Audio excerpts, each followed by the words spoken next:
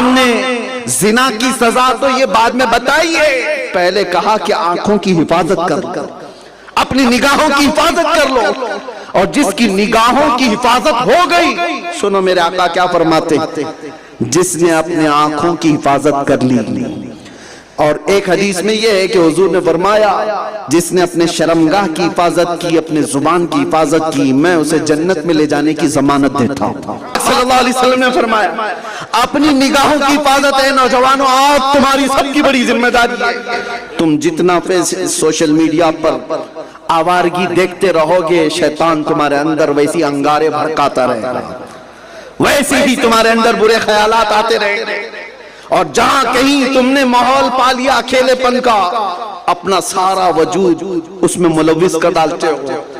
اسی لیے بزرگوں کی اس تاریخ کو پڑھو، ان کے پاس موقع آ بھی گئے تو انہوں نے اس گناہ کو چھونے سے بھی انکار کر دیا۔ واقعے بہت ہے میرے عزیزو، میں نے پڑھا تھا ایک بصرہ کے عراق کے ایک نوجوان، بہت خوبصورت نوجوان، کپڑا بیچنے کا کام کرتے تھے، شہر کی ایک بڑی رئیس عورت فدا ہو گئی، اس نے بہانہ یہ بنایا کہ کپڑے کے مال بہت سارے خریدے اور کہا کہ میرے گھر تک تم لے کر کے چلو، گھر پر یہ تھان لے کر کے چلو۔ نوجوان سیدھا سادہ تھا، اس عورت کے پیچھے چل پڑا، گھر جب گئے تو کپڑے کا تھان رکھا، اس عورت نے دروازے بند کر دیا اور اس نوجوان سے کہا کہ میں تجھے میرے خاص مقصد کے لیے لائے ہوں۔ سوچو میرے عزیز، مفت میں سامنے سے عورت آ رہی ہے اور اس نوجوان سے کہہ رہی پیسے بھی دوں گی، ساری چیزیں، تو میری خواہشات کو پوری کر۔ نوجوان اس سے کہتا اللہ سے ڈر، اللہ دیکھ رہا ہے، میں کبھی اپنے آپ کو بے آبرو نہیں کیا، بے ستر نہیں کیا، لیکن وہ عورت اس کے اوپر حیوانیت سوار تھی، نہیں بچ رہی تھی۔ جانتے ہو وہ نوجوان نے کیا کیا؟ اس عورت کے گھر میں طہارت خانے میں گیا اور اندر کی غلاظت نکال کے اپنے جسم پر لگا لی، جگہ جگہ غلاظت لگا لی، بچنے کا کوئی راستہ ہی نہیں تھا اس نوجوان کو کہ کہاں بھاگوں، دروازے بند ہیں، اندر کی غلاظت نکال کے لگا دیا اور باہر آیا۔ عورت دیکھ کر کے گھبرا گئی، بھاگنے لگی، یہ پاگل کہاں سے میرے گھر میں آ گیا، دروازے کھولو، اس کو نکالو۔ نکال دیا گیا، دنیا کی نظر میں تو اس کو پاگل سمجھا جا رہا تھا، وہ نوجوان اپنے اندر سے خوشیوں میں محسوس جا رہا تھا کہ مولا یہ ظاہری غلاظت سے تو بہتر ہے کہ باطنی غلاظت میں ملوث نہیں ہوا، میری روح کو میں زنا کرنے سے بچا لیا۔ اس بندے کی ادا اللہ کو اتنی پسند آئی، بزرگوں نے فرمایا وہ ایک کنویں میں جا کر غسل کیا، اس کے بعد نکل کر کے جس راستے سے جاتا تھا مشک کی خوشبو آیا کرتی تھی۔ میرے عزیزوں، ان کے پاس موقع آ گئے تب بھی انہوں نے اپنے آپ کو بچایا، یا موقع نہ بھی آئیں تو لوگ ڈھونڈنے لگ جاتے، کیوں؟ آنکھوں کو بچا رکھو، آنکھوں کو بچا رکھو، اور ان آنکھوں کو بچانے کا ایک ہی وظیفہ ہے، ایک ہی وظیفہ ہے۔ وہ وظیفہ یہ نہیں میں کہہ رہا ہوں کہ سبحان اللہ پڑھو، الحمدللہ پڑھو، اللہ اکبر پڑھو، یہ سارے وظائف کی بات نہیں کر رہا ہوں، ان آنکھوں کو بے حیائی سے بچانے کا ایک وظیفہ ہے، سرکار مفتی اعظم ہند نے ہمیں دیا تھا، روز یہ دعا کرو کچھ ایسا کر دے میرے کردگار آنکھوں میں، کچھ ایسا کر دے میرے کردگار آنکھوں میں، ہمیشہ نقش رہے روئے یار آنکھوں میں، انہیں نہ دیکھا تو کس کام کی ہے یہ آنکھیں کہ دیکھنے کی ہے ساری بہار آنکھوں میں۔ نعرہ تکبیر، نعرہ رسالت، نعرہ حیدری۔ آج ہم لوگ عرس قطب غوری میں ہیں، اور جانتے ہو یہ مشائخ یا اولیاء کاملی ان کی زندگیاں کیا تھی، انہوں نے زندگی اپنی آنکھوں کی حفاظت کی ہے۔ یہاں پر میں جانتا ہوں میرے عزیزوں جنہوں نے زندگی بھر اپنی آنکھوں کی حفاظت کی۔ ابھی ہمارے واج بابا موجود تھے، ان کے والد گرامی کو کون نہیں جانتا، آنکھیں نیچی کرتے کرتے تو کمر بھی جھک گئی، یہ ہمیں دیکھا۔ میرے عزیزوں ان لوگوں کا حال یہ ہوتا ہے کہ یہ جب قبر میں جاتے ہیں، جنہوں نے آنکھیں بچا رکھی تھی اور صرف آنکھوں کو اس لیے بچایا تھا کہ یہ آنکھیں ایرے غیرے کو دیکھنے کی نہیں ہے، یہ آمینہ کے لال کے لیے، ہم نے بچا رکھی ہے تاجدار مدینہ کے لیے۔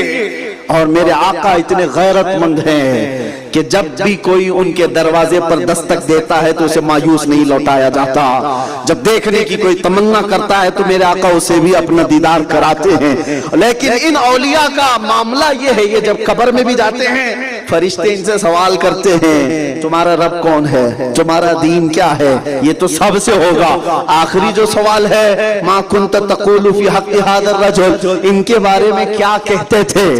حضور کو دکھا کر فرشتے پوچھیں گے ان کے بارے میں کیا کہتے تھے۔ ترجمانی کرتا ہوں شعر کی میرے عزیزوں، یہ اولیاء کاملین کا حال تو یہ ہے، وہ کہتے ہیں فرشتے جو پوچھیں قبر میں کس کی امت ہو، کہتے کیا ہیں یہ اولیاء، لو دیکھ لو کہ ہے تصویر یار آنکھوں میں، لو دیکھ لو کہ ہے تصویر یار آنکھوں میں۔ پوچھ کیا رہے ہو، آنکھوں میں دیکھو ہمیشہ تصویر اسی یار کی بسی ہوئی ہے۔ آنکھیں اتنی تو محفوظ کرو اے نوجوانوں، اسلام نے تمہیں کسی شعبے میں تنہا نہیں چھوڑا۔ کاش تمہاری آنکھیں بچی ہوتی تو تم زنا کے اڈوں کی طرف نہیں جا رہے ہوتے۔ دو شہوتوں سے اپنے آپ کو بچاؤ، ایک زبان کی شہوت، ایک شرمگاہ کی شہوت۔ شرمگاہ کی شہوت بعد میں آتی ہے، زبان کی شہوت پہلے آتی ہے۔ زبان کی شہوت کیا ہے؟ زبان اچھے چٹخارے کھانے کی عادت، اس کو جیسی لگا دی جائے ویسی۔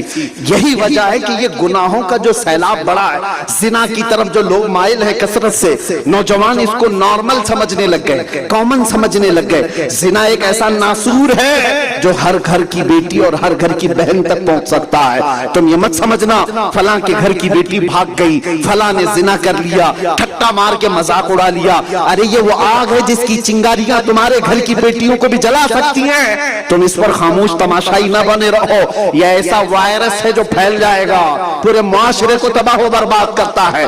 میں کہتا ہوں یہ ساری بلائی کیوں آئی، وجہ کیا ہے، کہاں سے شروعات ہوئی؟ شروعات ہے یہ زبان کے چٹخارے۔ جب زبان حلال و حرام دیکھتی نہیں، ہر چیز نگلنے پر آ جاتی ہے، تو یاد رکھو جس ٹنکی میں پانی جیسا ڈالو گے ہر ٹوٹی سے پانی ویسا ہی آتا ہے۔ پانی جیسا اوپر بھرا ہوگا ٹنکی میں، ہر نل سے پانی ویسا ہی آتا ہے۔ اگر تم نے رزق اچھا ڈالا تو ہاتھ سے بھی اچھے کام ہوں گے، پیر سے بھی اچھے کام ہوں گے، زبان سے بھی، آنکھوں سے بھی، ہر جگہ سے اچھے کام ہو سکتے ہیں۔ رزق پر کنٹرول کرو، اس شہوت پر کنٹرول کرو۔ آج نوجوانوں میں یہ معیار ختم ہو گیا۔ وہ پہلے کے لوگ تھے جو پہلے پوچھتے تھے حلال ہے کہ حرام ہے، یہ کھانا جائز ہے کہ ناجائز ہے۔ اب تو نوجوان یہ سب پوچھتے ہی کہاں ہیں۔ نوجوانوں کو تو اب فیس بک کے بارے میں معلوم کرنا ہے، انسٹا کے بارے میں معلوم کرنا ہے، فالوور کیسے زیادہ بڑھے یہ دیکھنا ہے۔ ارے 18 گھنٹے جو ریلز دیکھنے پر اپنی زندگیاں قربان کرتے ہو، اور وہ نوجوان جو رات کے آدھے حصے پب جی میں گزارتے ہو، ان سے کیا امید رکھی جائے؟ اے بھولی بھالی امت مصطفیٰ، میں تم سے کہتا ہوں گھر جلنے کے قریب آ گیا اور تم تماشا دیکھ رہے ہو، تم تماشے دیکھنے پر مصروف ہو۔ یہ اختلافات بھی ہمارے درمیان جو آگ اگل رہے ہیں کہاں سے آئے؟